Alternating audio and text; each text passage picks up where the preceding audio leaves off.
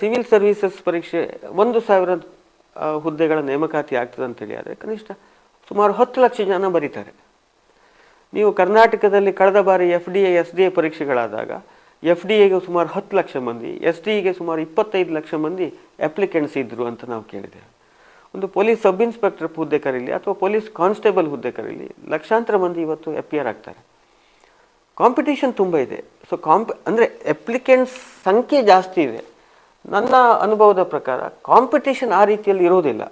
ನಾನು ಇದನ್ನು ಎಷ್ಟೋ ಬಾರಿ ಬೇರೆ ಬೇರೆ ಸಂದರ್ಭಗಳಲ್ಲಿ ಹೇಳಿದ್ದಿತ್ತು. ಈಗ ಒಂದು SDA ಪರೀಕ್ಷೆಗೆ 10 ಲಕ್ಷ ಮಂದಿ ಅಪ್ಲೈ ಮಾಡಿದ್ರಂದರೆ ಅದರಲ್ಲಿ ಎಷ್ಟೋ ಮಂದಿ ಪರೀಕ್ಷೆಗೆ ಹಾಜರೇ ಆಗೋದಿಲ್ಲ, ಹಾಜರಾಗದೇ ಇರುವಂಥ ಸಂದರ್ಭಗಳುಂಟು.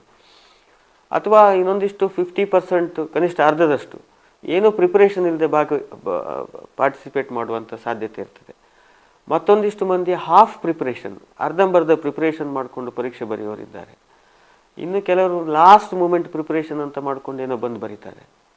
ಚೆನ್ನಾಗಿ ಪ್ರಿಪರೇಷನ್ ಮಾಡ್ಕೊಂಡು ಬರೆಯೋರ ಸಂಖ್ಯೆ ಭಾಳ ಕಡಿಮೆ ಇದೆ, ಒಂದು 10% ಇರ್ತಾರೆ. ಆ 10%ಅಲ್ಲಿ ಕೂಡ ಯಾರು ಸಿಸ್ಟಮ್ಯಾಟಿಕ್ ಪ್ರಿಪರೇಷನ್ ಮಾಡಿದ್ದಾರೆ ಅವ್ರ ಮಧ್ಯೆ ಮಾತ್ರ ಕಾಂಪಿಟೇಷನ್ ಇರ್ತದೆ.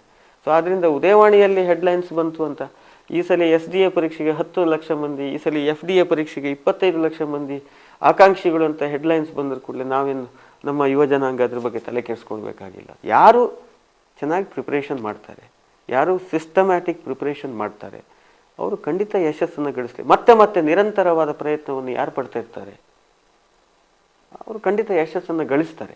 ಗಳಿಸಿದವರು ನಮ್ಮ ಮುಂದಿದ್ದಾರೆ.